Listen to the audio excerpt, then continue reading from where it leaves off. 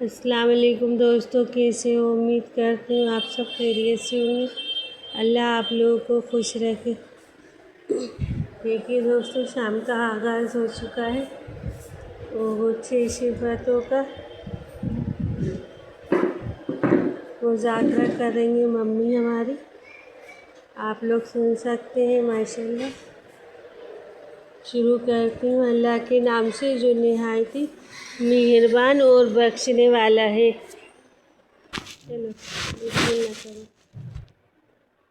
آئے گئے ہیں۔ بسم اللہ الرحمن الرحیم۔ اللہ تعالیٰ نے سارے انسانوں کی کامیابی اپنے دین میں رکھی ہے۔ اللہ تعالیٰ کے احکام کو پورا کرنا، حضور پاک صلی اللہ علیہ وسلم کے بتائے ہوئے طریقوں پر عمل کرنا دین کہلاتا ہے۔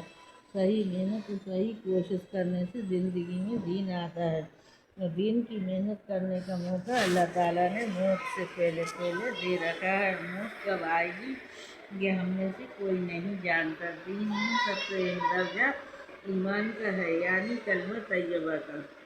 اس کلمے کا مقصد یہ ہے کہ ہمارے دلوں سے یقین صحیح ہو جائے، کرنے والی ذات اللہ کی اور کائنات کی تمام چیزیں نفع اور نقصان پہنچانے میں اللہ تعالیٰ کے حکم کی محتاج ہیں۔ حضور پاک صلی اللہ علیہ وسلم کے بتائے ہوئے طریقوں پر عمل کرنے میں 100% کامیابی ہے، اور حضور پاک صلی اللہ علیہ وسلم کے بتائے ہوئے طریقوں کے خلاف عمل کرنے میں 100% ناکامیابی ہے۔ ہم ایمان کی حقیقت کو سمجھیں۔ ایک حدیث پاک کا مضمون ہے، جو شخص اس دنیا سے رائے کے دانے کے برابر بھی ایمان بچا کر لے جائے گا، اللہ تعالیٰ اس دنیا سے 10 گنا بڑی جنت عطا فرمائیں گے۔ جنت میں جانے کے لیے ایمان کا ہونا شرط ہے، اور جہنم سے بچنے کے لیے بھی ایمان کا ہونا شرط ہے۔ ہمارے نیک اعمال قابل موازیہ بن جائیں، اس کے لیے بھی ایمان کا ہونا ضروری ہے۔ اسی ایمان کی بنیاد پر ایک ایمان والے کی اتنی بڑی اللہ تعالیٰ کے نزدیک اتنی بڑی قدر و منزلت ہے کہ جب تک کوئی بھی اللہ اللہ کہنے والا اس روئے زمین پر ہو، قیامت نہیں ہوگی۔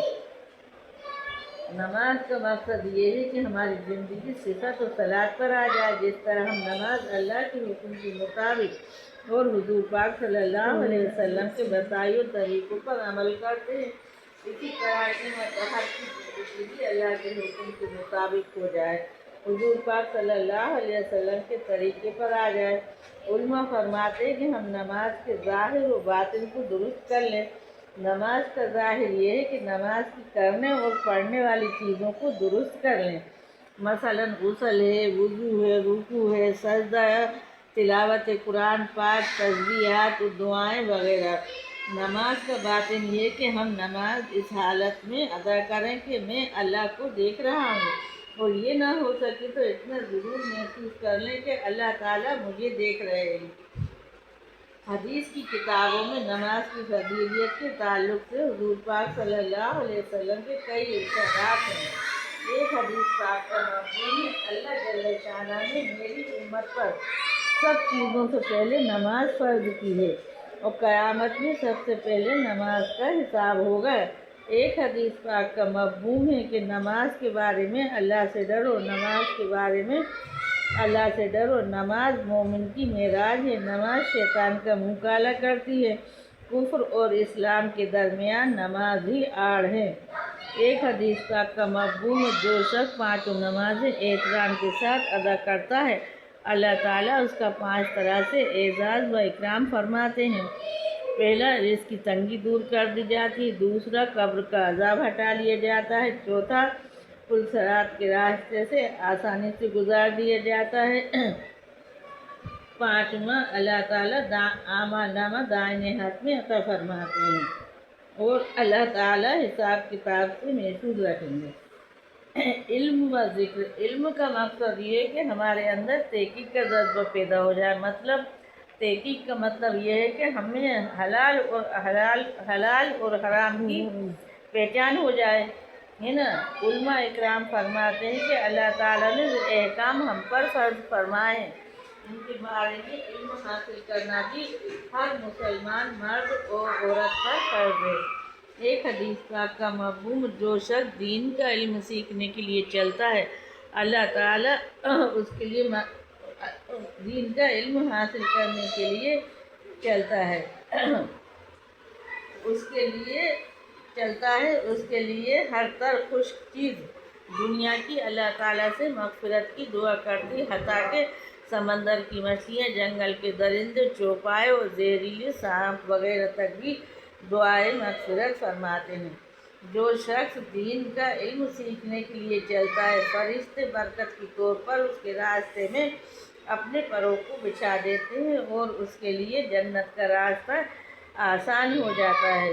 یعنی ذکر کی علم و ذکر سے یہ چاہ جا رہا ہے کہ ہمیں حلال اور حرام کی پہچان ہو جائے، اور ہم اللہ کے لیے جب ہم ذکر کرتے نا تو اپنے لیے جنت کا راستہ آسان ہو جاتا ہے۔ تو ہمیں بہنوں جتنا بھی ہو سکے ہمیں ذکر زیادہ سے زیادہ کرنا چاہیے، اور ذکر کا مقصد یہ ہے کہ ہمیں اللہ تعالیٰ کا دھیان حاصل ہو جائے۔ جن لوگوں کی زبانیں اللہ تعالیٰ کے ذکر سے تر و تازہ رہتی ہیں وہ جنت میں ہنستے ہوئے داخل ہوں گے۔ ایک حدیث پاک کا مفہوم اہل جنت کو جنت میں جانے کے بعد دنیا کی کسی چیز کا بھی خلق و افسوس نہیں ہوگا، بجر اس گھڑی کی جب دنیا میں اللہ تعالیٰ کے ذکر کے بغیر گزر گئی ہو۔ ایک حدیث پاک کا مفہوم ہے، جو شخص اللہ کا ذکر کرتا اور جو نہیں کرتا، ان دونوں کی مثال زندہ اور مردے کی سی ہے۔ یعنی ذکر کرنے والا زندہ ہے، ذکر نہ کرنے والا مردہ ہے۔ تو اللہ تعالیٰ نے ذکر کے کتنا بڑا مرتبہ عطا فرمایا ہم کو، ہمیں ذکر سے اپنی زبان کو ہمیشہ تر و تازہ رکھنا چاہیے۔ یعنی ہم کوئی کام کر رہے ہیں، کھانا پکا رہے ہیں، جھاڑو لگا رہے ہیں، کچھ بھی کر رہے ہیں تو ہماری زبان بالکل ذکر میں تر و تازہ رہے، اپنی زبان کو حرکت دیتے رہو، یعنی اب ذکر کرتے رہو اللہ تعالیٰ کا۔ اکرام مسلم کا مقصد یہ ہے کہ ہم ایمان کی بنیاد پر اپنے ایمان والے بھائیوں کا اکرام کرنے والے بن جائیں، ہمارے اخلاق درست ہو جائیں، ہم اپنی نیکیوں کو بچانے والے بن جائیں۔ ایک حدیث پاک کا مفہوم ہے، تم زمین والوں پر رحم کرو، آسمان والا تم پر رحم کرے گا۔ ایک حدیث پاک کا مفہوم، جو شخص ہمارے بڑوں کی تعظیم نہ کرے، ہمارے بچوں پر رحم نہ کرے، علماء دین کی قدر نہ کرے، وہ میری امت میں سے نہیں۔ ایک حدیث پاک کا مفہوم ہے کہ ماں کے قدموں کے تلے جنت ہے اور باپ جنت کا دروازہ ہے۔ اخلاص نیت کا مقصد یہ ہے کہ ہمارا ہر نیک عمل اللہ کی رضا کے لیے ہو جائے اور ہم اپنی نیکیوں کا بدلہ صرف آخرت میں چاہیں۔ علماء اکرام فرماتے ہیں کہ جس طرح ہم اپنے گناہوں کو چھپاتے ہیں، اسی طرح اپنی نیکیوں کو چھپانے والے بن جائیں۔ ایک حدیث پاک کا مفہوم ہے کہ اخلاق والوں کے لیے خوشحالی ہو کہ وہ ہدایت کے چراغ ہیں، ان کی وجہ سے سخت فتنے دور ہو جاتے ہیں۔ ایک حدیث پاک کا مفہوم، اللہ تعالیٰ تمہاری صورتوں اور تمہارے مالوں کو نہیں دیکھتے بلکہ تمہارے دلوں اور اعمال کو دیکھتے ہیں۔ ایک حدیث پاک کا مفہوم ہے، اللہ تعالیٰ اعمال میں سے اسی عمل کو قبول فرماتے ہیں جو خالص اللہ کے لیے کیا گیا ہو۔ ہم اپنے نیک اعمال کو مردود ہونے سے بچائیں۔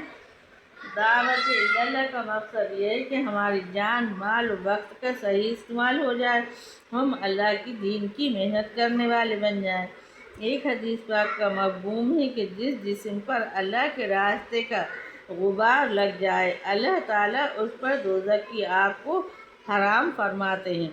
تو ہمیں ذکر سے اللہ تعالیٰ سے ہمیں یہ نہیں کہ ہم نے نماز پڑھ لی تو ہمارے پورے اعمال صحیح ہو گئے، نہیں، نماز کے ساتھ ہمیں اخلاق کی بھی ضرورت ہے کہ ہمارے اخلاق درست ہوں گے۔ تو اخلاق کے مقصد یہ ہے کہ اللہ کے نزدیک ہمارا تھوڑا سا بھی عمل بہت زیادہ ہوتا ہے اخلاق والوں کا، اس لیے ہمارا اخلاق اچھا ہونا چاہیے۔ اخلاق اچھا ہونے کا مطلب یہ ہے کہ اگر ہمارے سے کوئی غلطی ہو جاتی ہے تو کوئی ہمارے یہاں کی لڑائی ہو گئی، جھگڑا ہو گیا، کوئی ایسا فساد پھیل گیا تو لوگ باگ ہماری گواہی دیں گے کہ نہیں فلاں شخص بہت اچھا ہے، اچھا اخلاق والا ہے، تو ہمارا اخلاق ہم کو مصیبتوں سے بچا لے جائے گا۔ بہنوں، اس بات کا دھیان رکھو، اللہ تعالیٰ کو اخلاق بہت پسند ہے، اور اپنے اخلاق سے ہر کام کرو، جو بھی کام کرو صرف اللہ کی رضا کے لیے کرو۔ کہنے سننے سے زیادہ اللہ تعالیٰ ہم سب کو عمل کرنے والا بنائے۔ اللہ حافظ۔